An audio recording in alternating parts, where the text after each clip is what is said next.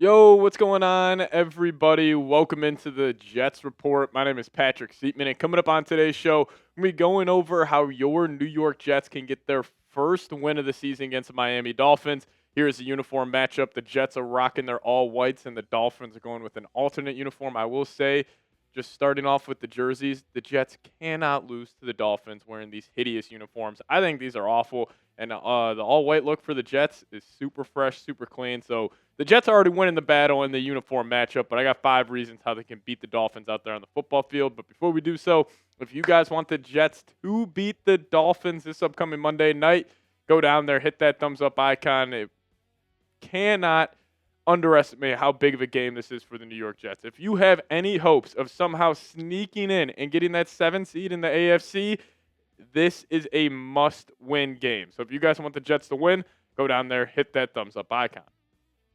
All right, so the Jets beat the Dolphins if they run the football. That is number one by a wide margin for this week 4 matchup. And for the biggest reason being, the Dolphins can't defend the run. They have given up 145 rushing yards per game so far throughout the first 3 weeks. That is 28th in the NFL. And even though the Jets are 0-3, have struggled offensively for majority of the year, they are still 9th in the league in terms of rushing yards per game. So it's going to start with the 5 guys up front. It starts with getting Breece Hall going, and then also this guy right here, Braylon Allen. I feel like, almost as Jets fans, we've almost forgotten about this guy a little bit because he hasn't been utilized too much. Like 14 carries only in 3 games. That's got to get better. 50 yards on the ground, 1 touchdown. Like, you just need more from Braylon Allen, and I think he's going to get a lot more touches than what he has gotten over the last 3 weeks. Last 2 weeks, Breece Hall has been pretty underwhelming. Only, I think he's averaging like 23.5 yards per game on the ground the last 2 weeks. So I could see Braylon Allen having an increased workload and should overall just add another element, add some more juice to the Jets offense because we saw this guy in the preseason.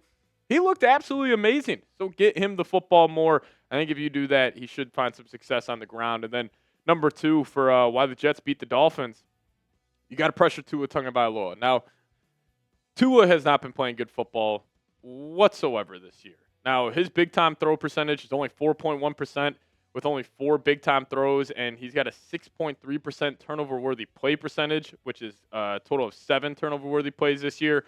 Adjusting completion percentage, 74.3, but I don't really put too much stock into that since Tua is just, dinking and dunking the ball all the way up and down the field, and he's only got 5 touchdowns and 4 picks, and his PFF grade is one of the worst in the league, 52.9. And we have seen it with Tua. If you can rattle him, if you can shake his cage a little bit, he will just completely spiral out and have a horrible quarterback game. And also an advantage for the Jets. Tua can't and refuses to push the ball down the field. Like, obviously, he's a very limited arm, and Mike McDaniel doesn't ask him to push the ball whatsoever down the football field. So if you are able to get home with 4 and have a lot of these guys, press up in the coverage, take away those short routes, and you're able to get home within, 3 to 4 seconds, the Jets defense should have a very successful day, but it also starts with getting them in 3rd and long situations. Because if you can get them in the 3rd and 8, 3rd and 9, 3rd and 10, even though they're the best 3rd down offense in the league so far this season, I think the Jets can find a whole lot of success. And number 3 for me, the Jets beat the Dolphins if they get Mason Taylor going. Now, also, it would be nice for Mason Taylor to get his first touchdown in Miami against the Dolphins, where his dad played for a good amount of time. But you got to get this guy going because tight ends have killed the Dolphins this season. Tyler Warren, in his rookie debut, week 1, had 7 catches going for 76 yards. Austin Hooper didn't have a great game, but he is, part of a tandem in New England who had a good performance week 2 against the Dolphins. And then Dalton Kincaid last Thursday night looked unbelievable. He was a matchup problem for him, going for 5 catches, 66 yards, and a touchdown. And I think Mason Taylor will just overall give the Jets offense another gear. Kind of like how I was saying with Braylon Allen, if you just give him more touches, because you think about the Dolphins game planning for the Jets offense, there's really not a lot of Mason Taylor tape or Mason Taylor, play designs that they need to have their eyes out on because he hasn't really been involved. He's been out there a lot, but he hasn't been producing. The same can be said with Braylon Allen, except Braylon just hasn't gotten the touches. So if the Jets offense, you want to find that other gear, you want to find that other look, you can throw the Dolphins defense that starts with the tight end, and that being Mason Taylor. The Jets have had 0 production from the tight end position this season. So why not get the guy who you spent the 42nd overall pick on more involved? And I would love for him to get his first touchdown this week in Miami.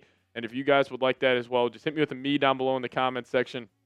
Speak it into existence and get the good vibes going if you guys want Mason Taylor to score his first touchdown this week against the Dolphins.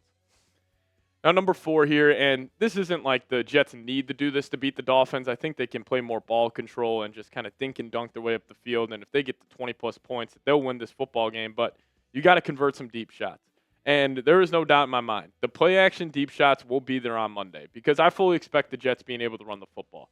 I think they're going to come out, establish the run early, play some smash-mouth, physical football, and that should open up the deep-action play shots. How about that guy, Garrett Wilson? We really haven't seen him get down the field a whole lot this season. Really, the furthest he has been down the field is just those deep in-breaking routes and those deep crossers, which he runs at a very high level. Let's give him a streak. Let's give him a deep post. Get this guy the football in some big-time moments and some big-time plays. Second and short, ball at midfield. Hey, run that same play you ran against the Steelers in Week 1 where Garrett Wilson found the end zone. But also this guy. How about Arian Smith have a day on Monday? You spent obviously a premium draft pick on him, but you spent a draft pick on him hoping he can, obviously go out here and produce for the offense, and he's only had 3 catches for 10 yards this year. And also Tyler Johnson, my guy, had a couple of bad drops this past week. Maybe he starts getting some more reps. He starts getting some more snaps for this offense, and if he just gets this opportunity, I got some faith in him getting it done. And lastly here, the Jets beat the Dolphins if you don't beat yourself. I think this is not a hot take. I think the Jets are just a better football team than the Dolphins are right now. And just the vibes are way better. Like the Jets are 0-3, the Dolphins are 0-3, but the Dolphins are talking about clearing house, firing the head coach, getting rid of the quarterback, getting rid of the GM.